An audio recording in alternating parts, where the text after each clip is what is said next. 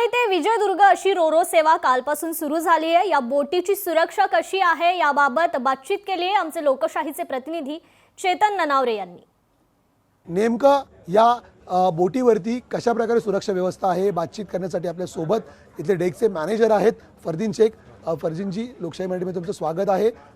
7 तासाचा हा एकंदरीत प्रवास आहे, तर निश्चितपणे लोकांच्या सुरक्षेसाठी काय व्यवस्था केली, कशा प्रकारे इथलं नियोजन असेल सांगाल?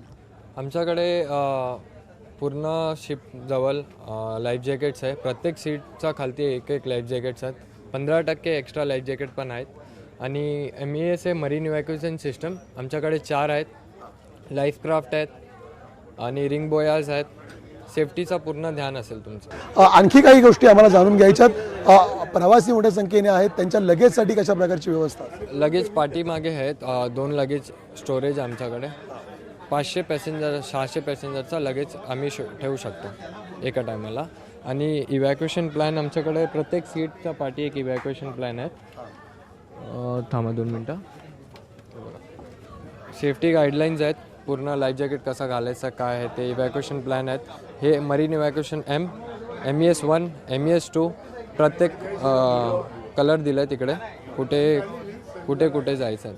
आपत्कालीन व्यवस्था असेल किंवा जे प्रवासी आहेत त्यांच्यासाठी आवश्यक असलेल्या गरजा असतील, प्राथमिक गरजा असतील, त्यांची तरी पूर्तता या ठिकाणी केलेली आहे।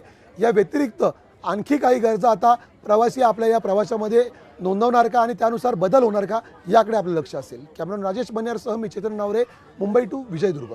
मुंबई टू विजयदुर्ग अशी रोरो फेरी कालपासून सुरू झालेली आहे आणि आता विजयदुर्गवरतून ही पहिली फेरी सेवा आहे जी मुंबईच्या दिशेने जाणार आहे। विजयदुर्ग जेट्टी या ठिकाणी आपण पाहू शकतो। आता निरोप देण्यासाठी ही सर्व लोक जमलेली आहेत आणि अगदी 12 वाजता दुपारी ही बोट सुटणार होती।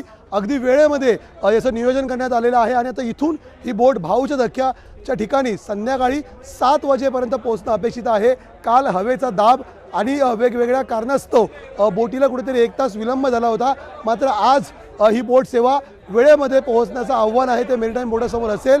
त्यामुळे एकूणच आता मुंबई टू कोकण आणि कोकण टू मुंबई असा प्रवास नेमका किती वेळाचा होणार या आजच्या फेरीनंतर स्पष्ट होईलच। मात्र तुर्तास तरी कोकणवासियांसाठी ही नवी एक जलवाहतुकीच्या माध्यमातून सेवा आहे ती आता मंत्री नितेश राणे यांच्या माध्यमातून सुरू झाल्याचं आपल्याला पाहायला मिळतंय।